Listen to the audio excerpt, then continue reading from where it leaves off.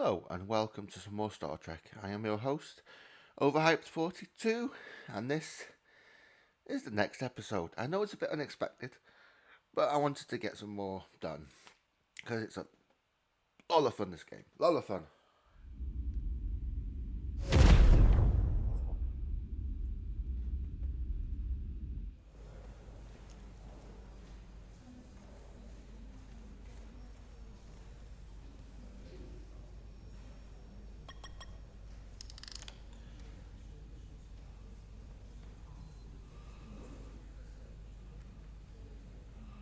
Mr. Diaz, I understand you have already discussed the warp drive failure with Ambassador Spock? I have. It is imperative that the Ambassador's shuttle be flight ready. I need you both to ascertain the root cause of the system failures he encountered. I'm surprised, Commander. I thought you would have wanted to work on Ambassador Spock's shuttle yourself. I respect the Ambassador and his many accomplishments, but I do not derive any satisfaction from interacting with his shuttle as if it were somehow transubstantiated through its association with him. Especially when I have the entirety of this starship to concern myself with. The ambassador asked me to take a look, and I'm ready to crack this thing open. Good. You could learn from Mr. Diaz's focus. I'll take notes. Then I will leave you to it. Make note of any abnormalities in your report. Carry on. It seems like he's warming up to us. Yeah. Even Chobok has to look at that face and know you've earned some real respect. And I have to admit that I owe you one. You were right to make me go first. I don't know what I was thinking. You've pulled me out of trouble how many times? Call it even. Okay. At the very least, maybe I can track down that bottle of Saurian brandy you're still on the hook for. But first, we have work to do. Interesting. Ready to go? All set. Let's run the diagnostic.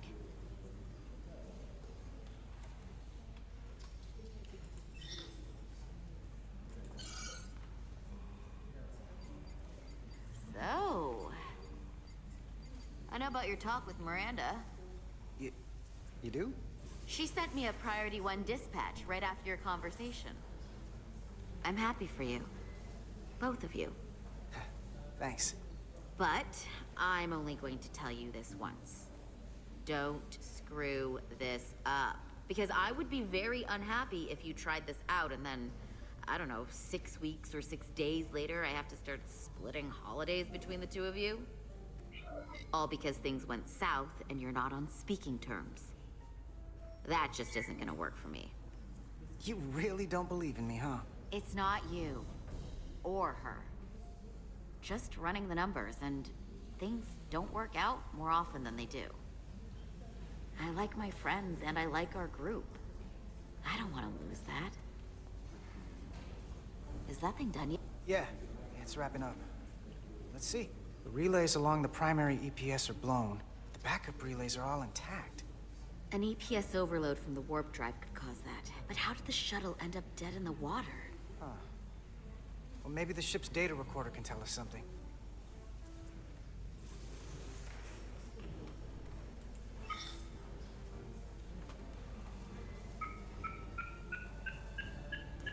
Here. They were only about 8 minutes from their plotted warp point. No faults, just those warnings. What are they?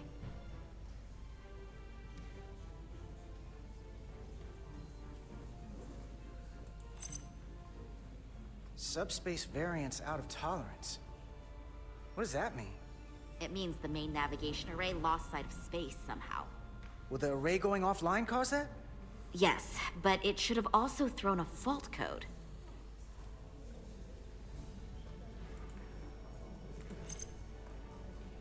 The warp field became inverted suddenly. I've seen this happen when the center warp coil cracks. A cracked warp coil throws a fault code. Still, we should take a look. There was a complete warp cascade failure. Wow. They're lucky the shuttle didn't turn inside out. Makes me think the computer panicked on the warp field equation. Any one of these failures should have thrown a fault. If it was caused by a system failure. None of this caused the relays to blow. Roll forward to when that happened. Yes, ma'am. So here, they take a moment to get their bearings and they attempt to re-engage the warp drive. There. That's the relays blowing. And look, there's another warp system alert. They're all the same. Subspace variants out of tolerance, or warp inversions. Finally, there's a complete warp cascade failure. Then it's one of two things. Either a warp coil is cracked, or the navigation array is offline. That makes sense. Divide and conquer. You want to check the warp coils or the navigation array? I'll check the other. Let's not overcomplicate this. One of these systems is likely broken. I'll check the nacelles for a cracked coil.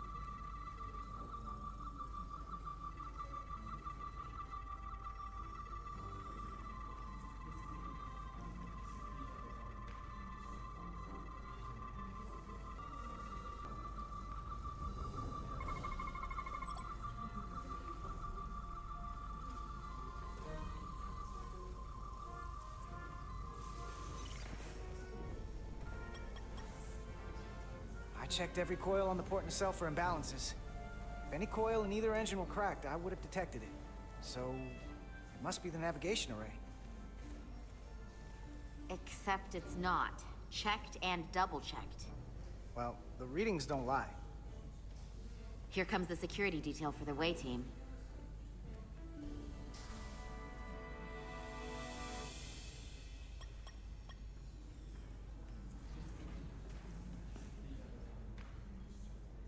Hey,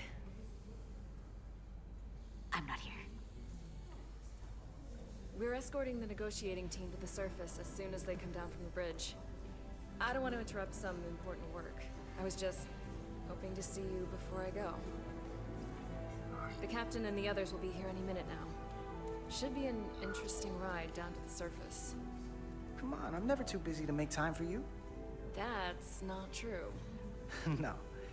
But I am glad you came by. Now that's more accurate. I gotta be precise with you, huh? Hey, Maris. Aren't these those button pushers you're always hanging out with? And you're the phaser jockeys we always beat in Parisi squares, right? All aboard for Hotari. That another one of the captain's railroad things? Gotta be. I just usually zone out by the time he gets to the whole, steam engines were the warp drives of their day part. Catch y'all later. You don't want to miss your train. I do have to go.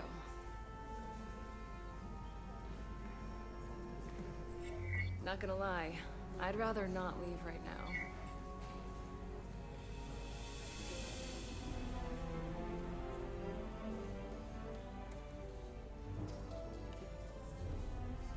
That was nice. Yeah, it was. Save some of that for when I get back. We've got a deal.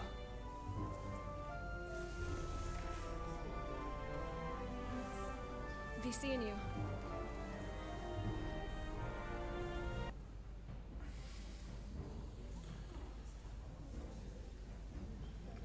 Excuse me? Computer doesn't seem, but the nav computer doesn't seem to think so. I'm out of ideas short of field stripping the shuttle from bow to stern. You wanna take this out of the shuttle and throw it on the bench? Oh, real hands-on maintenance.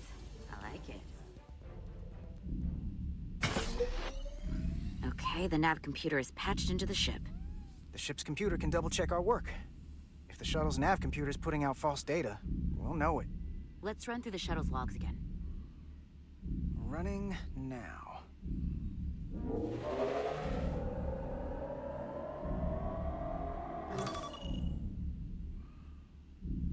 The exact Same. Warp field inversion and a cascade failure. However, the Resolute computer doesn't show the same subspace variance. We're in the same conditions that the shuttle was in when it failed. Why wouldn't the ship's computer get a matching result? What if the subspace variance was a momentary occurrence?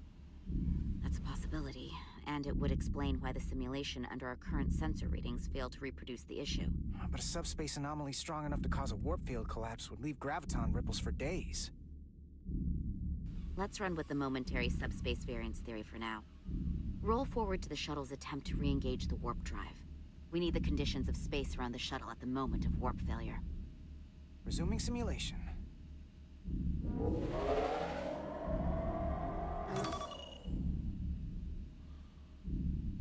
In warp field calculation, Cochrane formula variables are out of range.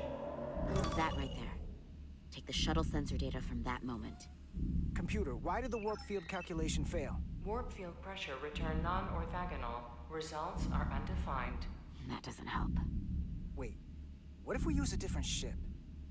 Put the Resolute into the simulation instead of the shuttle. Yeah, it should warp just fine. Unless... Computer, run the simulation with the Resolute. Resolute simulated. Computer, give me manual control on the warp power. Static field intensity, warp 1.1. 1.2. 1.3. Warp pressure is destabilizing. Error in warp field calculation. The warp drive has experienced a system-wide cascade failure. Warp field collapsed. Subspace variance is out of tolerance. Cochrane formula results are undefined. Bingo. What-o? The same moment when the shuttle failed to warp, so did the ship. Whatever happened to the shuttle just happened to us. The Resolute will not sustain warp. We can't leave Hotari space.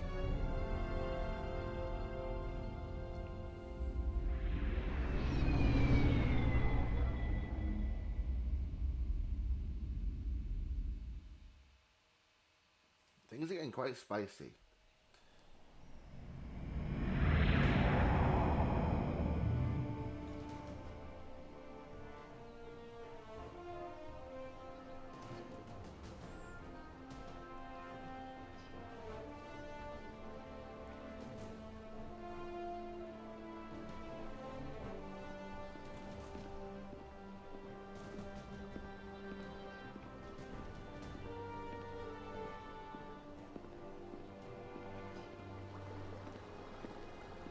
Ambassador Spock, Captain Solano, welcome to Hotari. We are honored you have come. My name is Tyler Saltaris, Minister of Diplomatic Affairs. The honor is ours, and this is Commander Jara Rydick, First Officer aboard the USS Resolute. You'll find she has a keen mind, and unique insight into the dynamics between the Hotari and the Illidians. We're honored to be here, as representatives of the Federation. I'm so glad. These must be the representatives of the mighty Federation. The reigning authority in the galaxy. Or so we've been led to believe. Whether that's true or not remains to be seen. But, either way, we're grateful you've made the time to come to our little corner of the universe. And you are? This is Galvin, and this is Citron, the heroes of the revolt in the mines.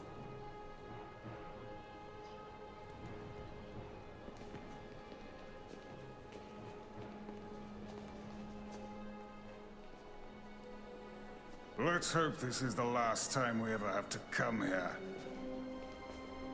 If you'll excuse me.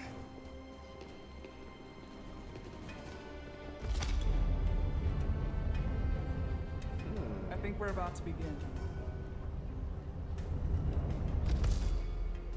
Did you hear the arrogance from that guy? I don't know what we're walking into here. But that guy was something. He certainly seems full of himself. No missing that. You could probably see it from orbit. What a piece of work. Remember, we are here at their invitation. We must remain deferential whenever possible. Of course, but even that has its limits.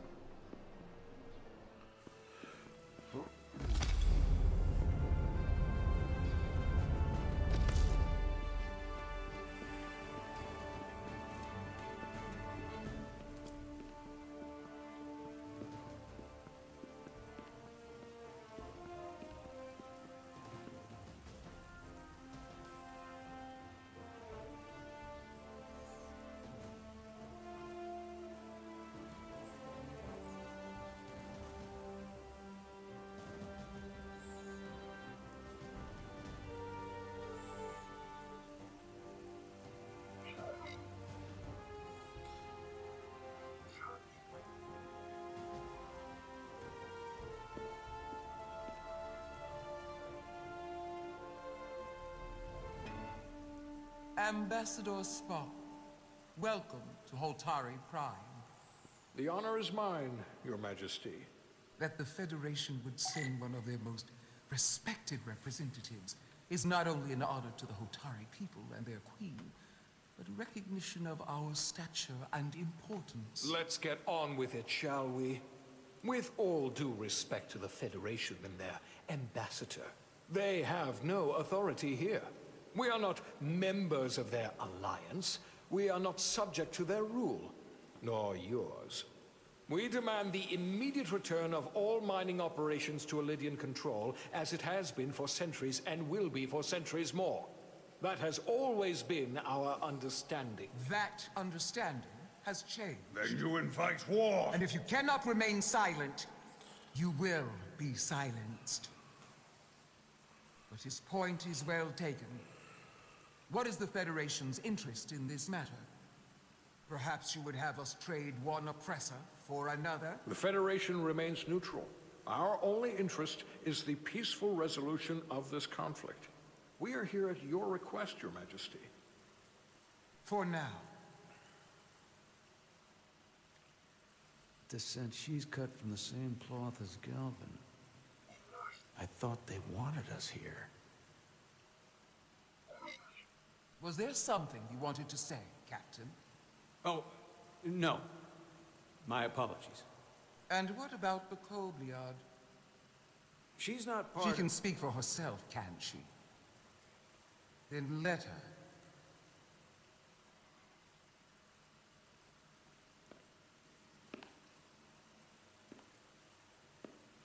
Oh dear.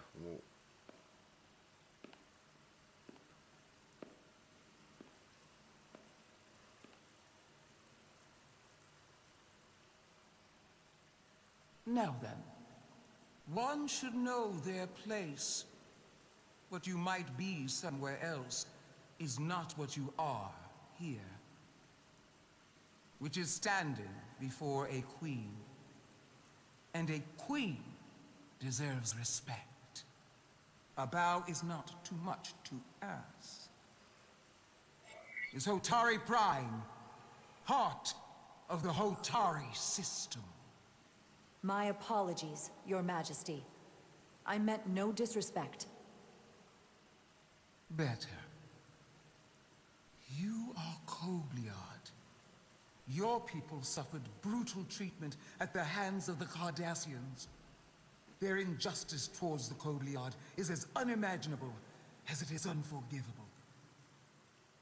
Not unlike how we have been treated by the Alidians.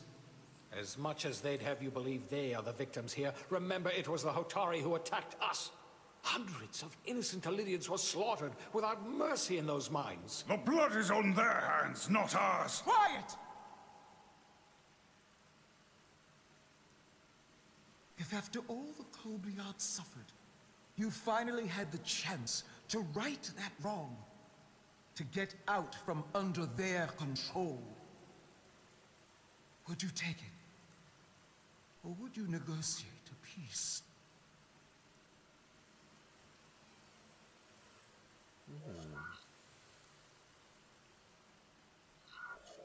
There is no remedy for what the Kobliad suffered. And I fear who we might have become in pursuit of it. There is no justice if the oppressed become the oppressor. So I would willingly accept a peaceful resolution if it were offered. That is the real opportunity. You may be right. Unfortunately, that was not the case, was it? No, it was not. Peace is often elusive to those who need it most. The Federation is the most powerful, most advanced alliance in the galaxy. It's widely known we have an abundance of dilithium in our mines. And it's in your interest to secure a steady supply. Your Majesty, if I may. Ambassador Spock would have us believe you're here as a neutral party in the interest of peace. So why are you really here? I want the truth, not your Federation rhetoric. I'm sorry, Your Majesty, but it's really not my place to say what the Federation's interests might be. You are their representative. I am.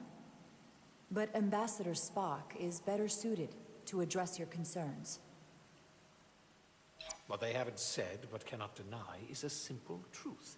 The dilithium trade would not and will no longer exist without Alidian involvement. We created it for the benefit of everyone, especially the Hotari. We've given them warp technology. We've let them share in the profits. We've made their lives infinitely better than before dilithium was discovered. All of that goes away if the Federation turns a blind eye to their treachery. That is enough of your lies! The Hotari are quite capable of running the mines. We've done so for centuries. So tell me, who deserves control of the dilithium trade and the mines on Tau? Who should the Federation recognize? The Hotari or the Alidians? It can only be one or the other, not both. If there can only be one, then it would be in the best interest of all involved if the Alidians resumed operation of the mines. And that is why we should not trust our fate to the Federation. She speaks sense. You do well to listen to her. And you do well to hold your tongue. We will take back our minds by any means Then necessary. you will see more blood spilled. I am more than willing to address your concerns, Your Majesty. Yours as well, Representative. But I suggest we could have a more productive conversation with a smaller group. Perhaps only the most essential representatives.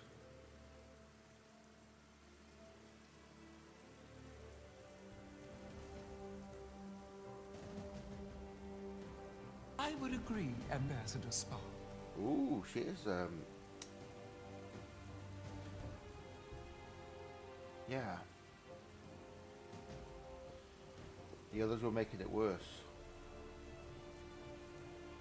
I think this is best left to those of us with more experience in diplomatic matters.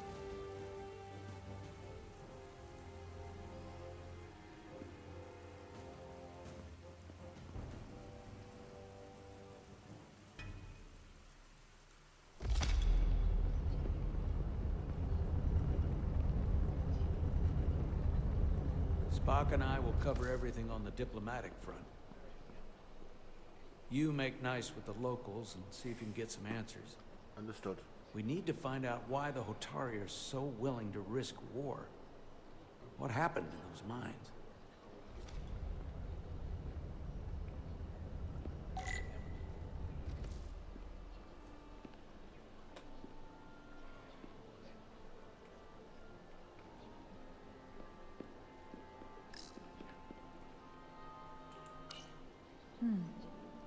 Soothing.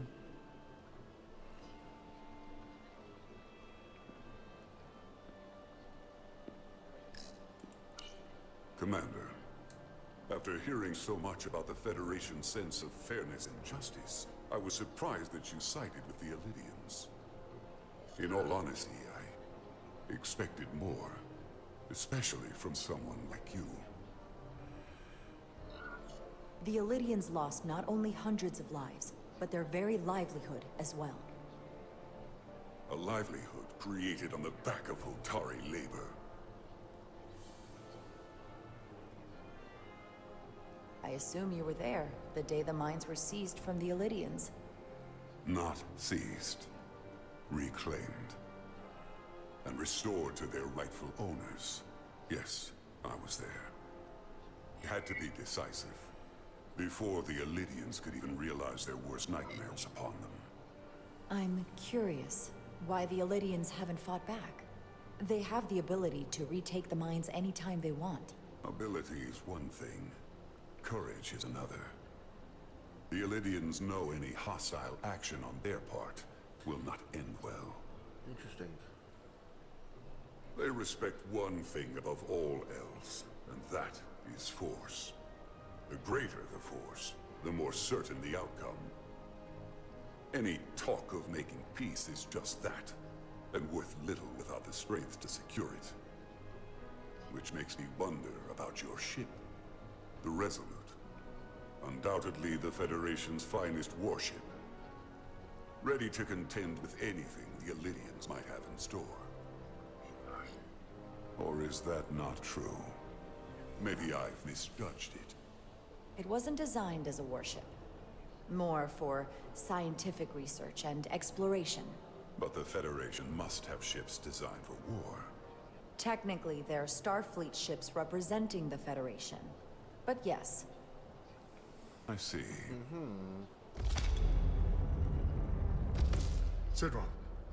A pleasure meeting you, Commander. I'm sure we'll cross paths again. So that's half the story, eh?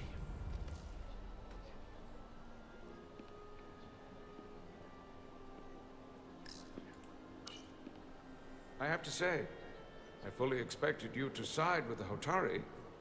But obviously the Federation wants a steady supply of dilithium. Something only we can offer. Without Illidian involvement, there is no dilithium trade. Left to the Hotari, it would be nothing short of a disaster. Restoring the status quo and returning the mines to Illidian control offers a stability that can be mutually beneficial. Well said. In that case, everyone wins, and there's no need for bloodshed. Major Sarlet Arminta, Special Attaché, Elydian Armed Forces. A pleasure to meet you. Commander Rydek, First Officer, USS Resolute. Yes. A research ship, if I'm not mistaken. Interesting. I have my issues with the Hotari, but I have to give them some credit. They know how to seize an opportunity. Inciting an uprising the same day as a massive, once-in-a-lifetime ion storm. Our assumption was that this storm was just an anomaly. Yes, a very convenient anomaly. At least that was what we were told. Of course, I wasn't there. But who am I to say otherwise? Something tells me there's more to the story. So what really happened? Well, the official story is that it was the storm that enabled the revolt. How else do a bunch of unarmed, unorganized miners seize control of an entire moon, much less thousands of mines? But I've talked to people who were there. They tell a different story. They say they're lucky to have escaped with their lives. That it was more than just the storm. That somehow the miners were able to harness the energy from the storm. I know it sounds crazy. I'm not even sure I believe it myself. But that's what they said. You just answered your own question.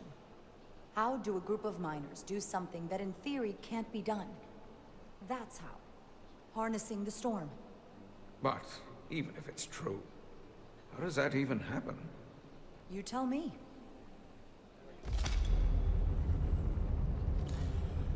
If you'll excuse me, Commander Rydek. So the storm had something to do with it. That's interesting. Commander, if I could have a quick word with you. Of course.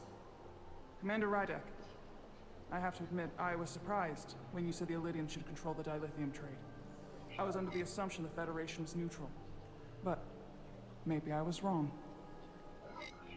We came to help negotiate a peace, not for business. And I can assure you, we have no interest in dilithium. Everyone has an interest in dilithium.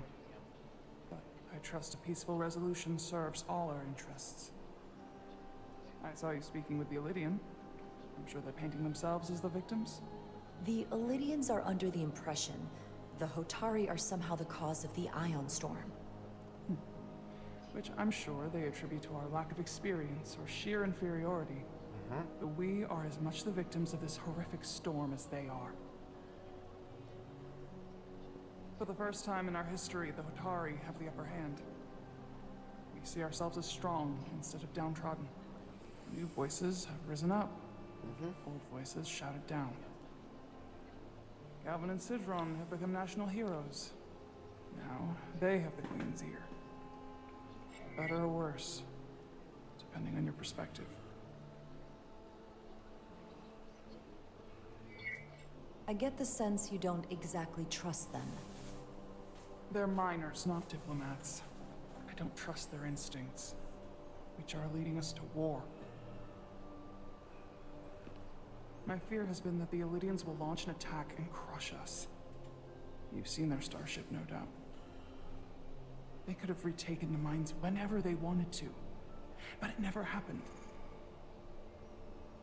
And as strange as this may sound, I'd almost say they're afraid. I just don't know what they're afraid of. It's still the same bluster and bravado you would expect from them. Do you think it has something to do with the ion storm? Right now, it's stronger than ever, isn't it? It's entirely possible. I'm not a scientist, but I do know the storm has knocked out all kinds of systems. So maybe the Elydians weren't willing to risk their ships, given all the interference. Makes sense. Since the day of the revolt, Galvin has seized control of the mines and restricted all access. No one's allowed without his personal authorization. And they've taken over a section of the palace with just as much secrecy and security. I'm told it could be something they brought back from the mines. Get inquiries, but everyone pretends it doesn't exist. I strongly suspect they're hiding something. Are you sure of this? It's been the talk of the palace since the day of the revolt. How can we know?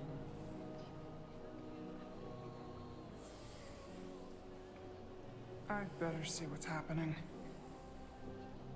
Do you think you can find out what they're hiding? I need to see proof of something before I can make my case to the Federation. I can try, but even if I found it, I might not know what to make of it. Take this. You can use it to capture whatever you find, and then send it to me.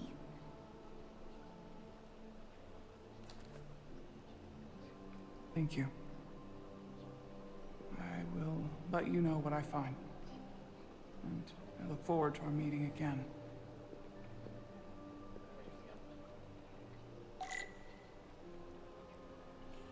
Interesting. Interesting. We'll just do the report and then we'll call it. So where's the cat?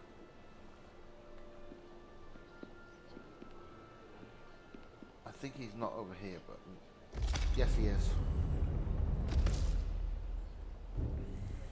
Well, that was a disaster. What happened? The Hotari refused to concede anything, so the Illidians stormed out. The Hotari did not invite us here as peacekeepers. I hope your efforts were more fruitful than ours.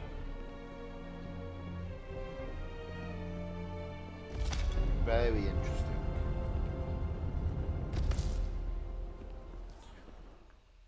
Very interesting. And that is where we're going to leave it for today. I do hope you have enjoyed this special episode. Although it's not a special episode, it's me kind of enjoying it. And I do apologise about the mistakes in the beginning. My kitten was... Oh, she was being a kitten. She was just hitting the buttons willy-nilly. But it is what it is. I don't think it impacted too much. Anyway, so let me know what you thought in the comment section below. Did I make the right choices? Would you have done something different? And be sure to get yourself subscribed for weekly Star Trek and other simulation action. I have been Overhyped 42 and live long and prosper.